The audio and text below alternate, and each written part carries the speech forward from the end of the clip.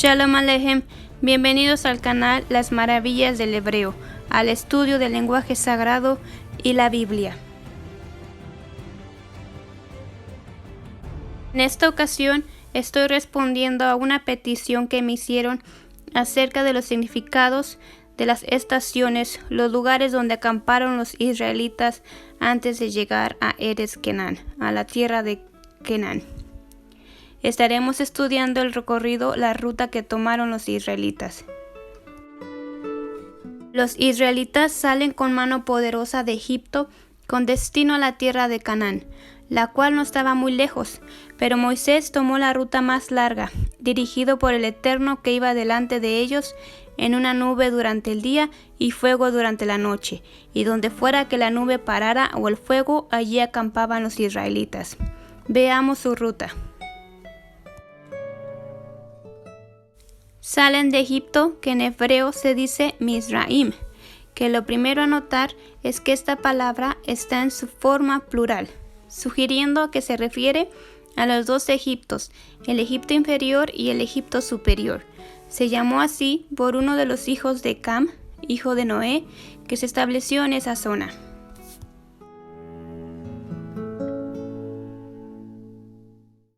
De la palabra Mizraim se deriva la palabra metzar, que significa estrecho o arrepiento, que viene del verbo lehatzer, que significa estrechar o lamentar.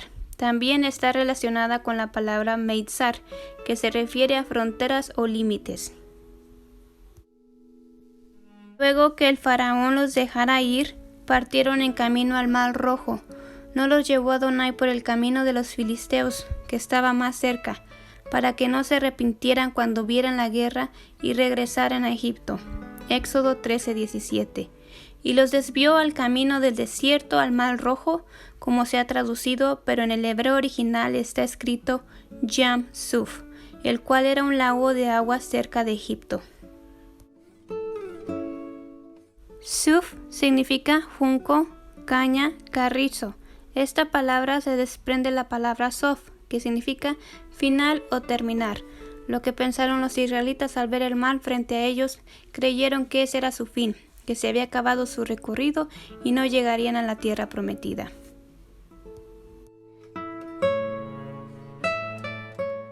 Luego se nos dice en el texto de Éxodo 13:20 que partieron de Sucot y acamparon en Etam, en el borde del desierto.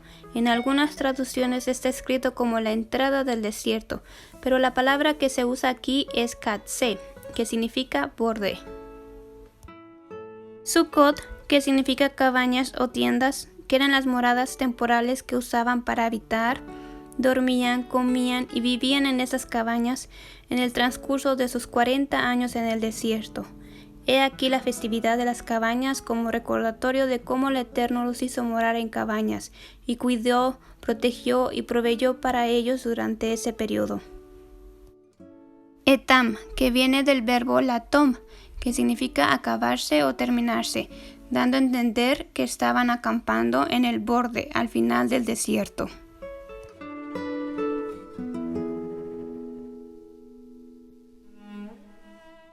Éxodo 14:2. Los israelitas regresan y acampan enfrente a Pi Hahirot, entre Migdal y el Mar Rojo, junto a Baal Zephón.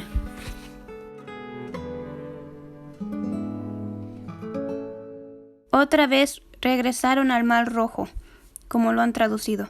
Pero ¿por qué los haría regresar? Lo veremos más adelante. Pi Hahirot significa boca de la libertad. También se desprende la palabra Bejirot, que significa elección o selección. La libertad estaba enfrente a ellos, ahora solo tenían que elegir si seguir a Moisés o regresar a Egipto. Migdal, que viene del verbo legadel, que significa crecer o aumentar. Baal Zephón, Baal, que significa amo o dueño, y Zephón, que viene del verbo litzfón, que significa ocultar, y la palabra tzafón, que significa norte. Los hizo regresar para acampar enfrente de la puerta de libertad, entre Migdal, que es crecer, y el Mar Rojo, junto al amo oculto. Estaban frente al Yam Suf, o Mar Rojo, que como vimos también se deriva de la palabra final, porque el faraón dirá: los hijos de Israel están encerrados, atrapados en el desierto, sin salida, es su final. Después se nos explica la razón por la cual los hizo regresar. Éxodo 14:4. Me glorificaré y conocerán los egipcios que Adonai hizo así.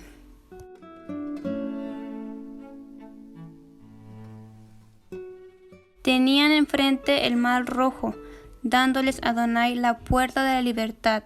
Los egipcios tras de ellos estaban atrapados, solo tenían que elegir y confiar en Adonai, que él los rescataría y los ayudaría a salir. Y Moisés alzó su vara y dividió el mar, y los hijos de Israel pasaron y cruzaron en tierra seca. Éxodo 15:22. Y guió Moisés a los hijos de Israel, y salieron al desierto de Shur, que viene del verbo lashur, que significa contemplar o mirar. Pero como no encontraron agua, no duraron mucho allí. Llegaron a Maratá, que significa amargo. Las aguas del lugar eran amargas, por eso le llamaron con ese nombre. Éxodo 15:27. Y llegaron a Elima, que viene de la palabra Elim, que son árboles como palmeras. Éxodo 16:1.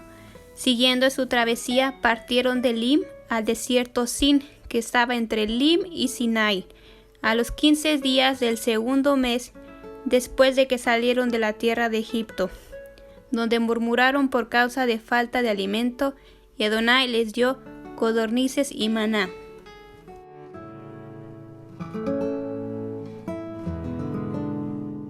Éxodo 17:1. Y partieron los hijos de Israel del desierto de Sin y acamparon en Refidim. En esta zona, Amalek los ataca, pero son derrotados.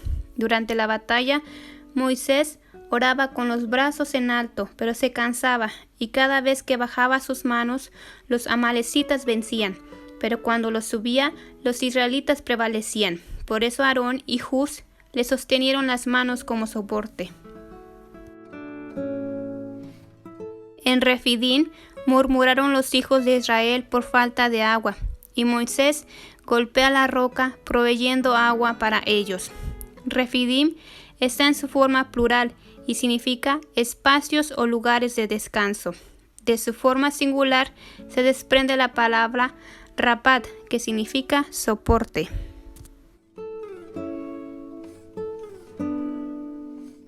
Éxodo 19:1. En el mes tercero de su salida de Egipto, llegaron al desierto de Sinai y acamparon enfrente de la montaña donde Adonai se le reveló a Moisés en la zarza ardiente y donde también recibe las tablas del pacto. Sinai, que viene de la raíz Samek Nun, que significa espina. De esta palabra se deriva la palabra Sene, que significa arbusto o zarza. La zarza ardiente era un arbusto con espinas. La montaña de Sinai, Har Sinai, es también conocida como el monte de Horeb. Horeb, que viene del verbo lahorov, que significa ser destruido o gastar, y se deriva la palabra Jeref, que significa espada. En definición, la montaña de Sinai vendría a ser un monte con arbustos de espinas, una tierra seca, destruida, gastada. Algunos creen que esta montaña tiene relación con el libro de Génesis y el ángel con la espada ardiente, cuidando la entrada al camino del jardín del Edén. La zarza ardiente vendría a representar la espada ardiente del ángel. ¿Podría ser que la montaña de Sinaí era la entrada al jardín del Edén? No lo sé. ¿Qué opinan?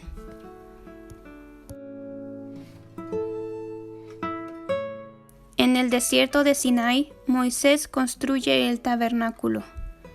Deuteronomio 2:1. Y regresaron al desierto camino al Mar Rojo y rodearon al monte de Sheir. Sheir, que significa peludo. Deuteronomio 2:4. Pasan el territorio de sus hermanos, los hijos de Esaú, que moraban en el monte de Seir. Esaú era conocido por ser peludo y su hermano Jacob lampiño. Deuteronomio 2:14. Acamparon en Kadesh Barnea, donde también enviaron a los espías, y por no haber confiado en Adonai y haber envenenado el corazón del pueblo, toda la generación que salió de Egipto pereció en el desierto. 38 años acamparon en ese lugar.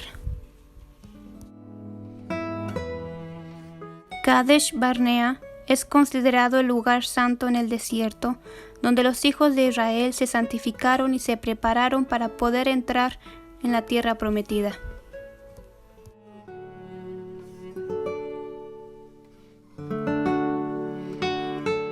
Deuteronomio 2:24.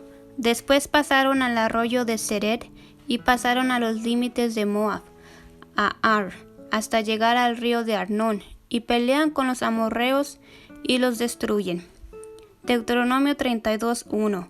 Moisés habla sus últimas palabras al pueblo antes de morir, ya que él no entraría a la tierra prometida, pero se le fue permitido ver la tierra desde el monte de Nebo, que está enfrente de Jericó. Nebo, que viene del verbo lanob, que significa florecer o crecer.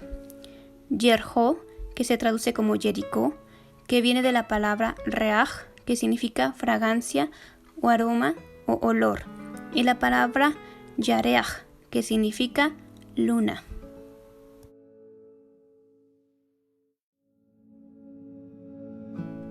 Josué 3:1. Los hijos de Israel cruzan el río Jordán. Partieron de Sittim al río Jordán.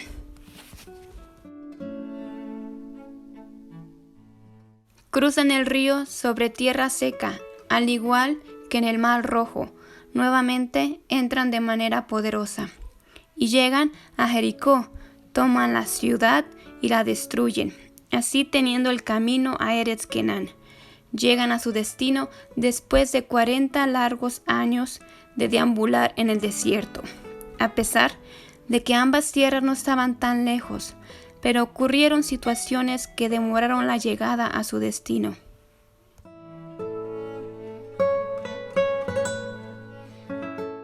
El pueblo tenía que dejar atrás a Egipto, crecer espiritualmente, confiar y depender totalmente de Adonai, y el desierto era el lugar para prepararlos. Pecaron, murmuraron, cometieron idolatría. Su falta de fe y confianza solo fueron evidencias de su falta de madurez espiritual. Y después de 40 años, su destino está enfrente a ellos. Llegan a Canaán, tal como Adonai se los había prometido. Bueno, hasta aquí el video. Espero les haya gustado y que haya sido de bendición. Shalom y hasta la próxima.